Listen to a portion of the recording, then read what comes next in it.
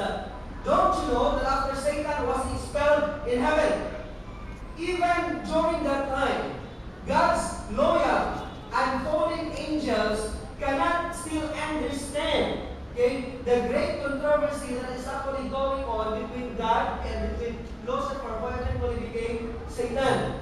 Bisan galing sila mag-Israel, hindi nila masabtan.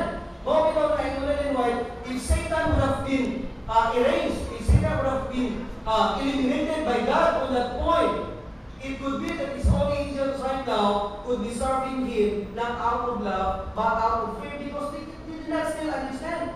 Kanusa lang yun sila nakasabot, o kanusa lang yun na-expose kasi Satan na diya sa wrong side. Now, I would like to share to you this passage from the book, The Star of Ages. Okay? In the chapter, it is finished. Okay?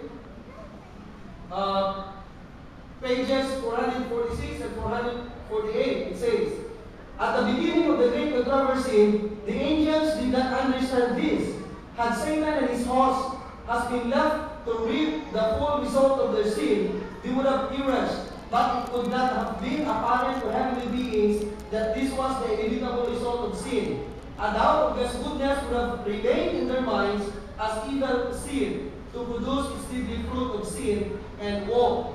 And then further, Ellen White says, Satan saw. Now, when Jesus said, it is finished, when Jesus was ultimately crucified on the cross, and he pronounced the word of completion to his ministry, and that words became also a death blow to the mission of Satan itself, what happens is, page 446, it says, and Satan saw that his disguise was torn away. His administration was